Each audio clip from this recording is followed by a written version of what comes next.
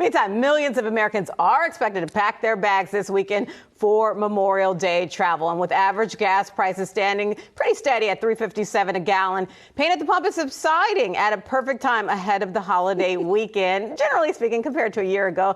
Robert Sinclair Jr., AAA Northeast Senior Manager, joins us now to talk about this. I saw you wait. You traveled to the studio to see us a year ago, right? Yes, but we have not seen a corresponding rush to the pumps as a result of cheaper gasoline. Right. You would think that people would be burning it like crazy, but as measured by implied consumption, implied demand by the Energy Information Administration, we're actually not as high as 2019. We're 9 million barrels per day.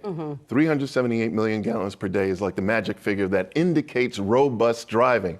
We've only seen that maybe 4 or 5 weeks this year. In 2019 was 20 to 30 consecutive weeks.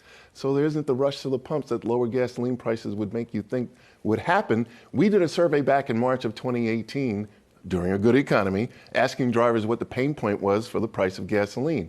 40% said $3 a gallon back then, right? Then they would have to drive less. They'd cut back on discretionary purchases, things like appliances, that kind of thing. So $3 a gallon, that's pretty cheap. But is the swing in this case that people are not driving to work every day? I mean, if I just think about the main difference between 2019 and now, travel demand is back. Wouldn't seem to be that. The one big difference is that not everyone's going to the office every day anymore. That could be it. I just worry that drivers don't have the elasticity in their budgets as a result of inflation, paying for food and shelter. They don't have the money left over for non-essential driving. Right. Non-essential driving. And maybe that is even also part of, some of it may be habit, but maybe that is part of the pushback on the return to office that some companies are experiencing. But AAA is predicting a rise in demand and travel for this weekend, right? Well, Americans are hardworking. We get the fewest number of vacation days of any workers in the industrial world. Europe takes all of August off. So when we get a free day, we take advantage of it. So, forget about everything. We're going to take advantage of this holiday and get out and travel. It's going to be the third highest all time overall, and the second highest all time, according to our figures, as far as air travel is concerned, exceeding 2019 by 170,000, 3.4 million traveling. And I have to let you know how we measure. We only measure leisure travelers.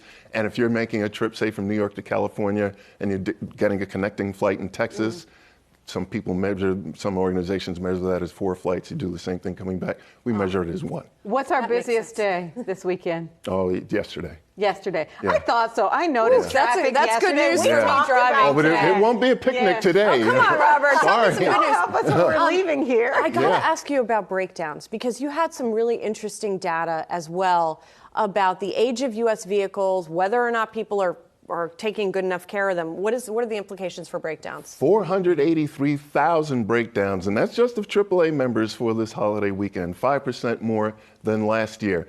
S&P released data a couple of weeks ago that said the average age of a vehicle on the road in the United States is 12.5 years.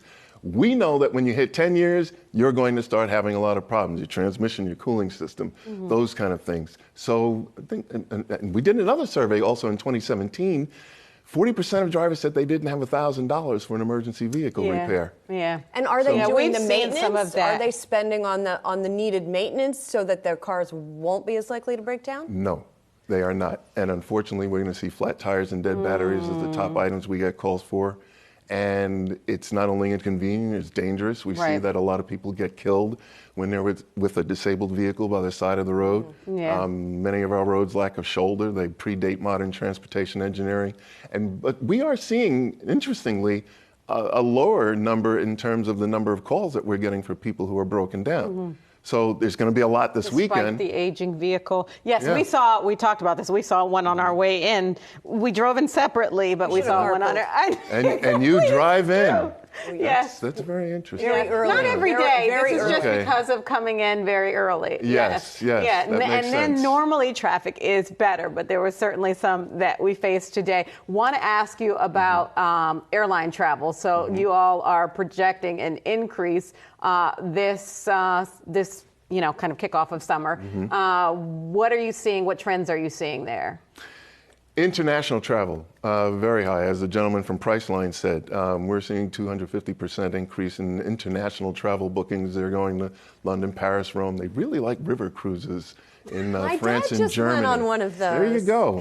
So Europe, very popular. I think people have a lot of pent-up demand because of last year and all the problems that they had. You remember last year, all the cancellations and delays. Right. It was real bad. Well, now things are in place. The only fly in the ointment might be air traffic control, because a lot of air traffic controllers were laid off during the pandemic. There were far fewer flights. Now they need them. And training is like 2 years long. Wow. And the worry is that particularly in New York, we won't have enough air traffic controllers. And I believe the FAA was asking airlines to cut back on the number of flights. Yep, we talked about that. Yeah. So you have to be careful of that. We've got a lot of good advice for travelers. If they're flying, make sure you have the app of your airline on your phone. Make sure the phone is fully charged. If you have a problem, do not check bags. Use carry-ons in case your flight is canceled or delayed. You'll have your luggage with you. And use the phone number for the international or rewards numbers for your airline. The regular customer service number might get a little busy.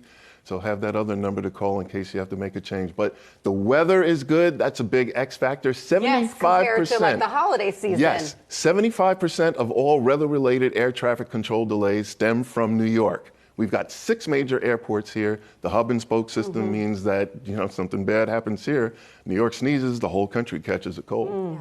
I'm going to keep stuff. That was really a great tip about Yes, calling the love international. the tip. All the international, the rewards line, That is a as long as you great get through to somebody. Right. Oh, I know the feeling. Robert, what a pleasure to see you in person. Good to see you. Oh, it's good to be here. So much. I'm so tired of being at home with Zoom. It's good to see you. Okay, we love this. Getting wherever you need to be next. Robert Sinclair Jr. Thank you, AAA Robert. Northeast Senior Manager.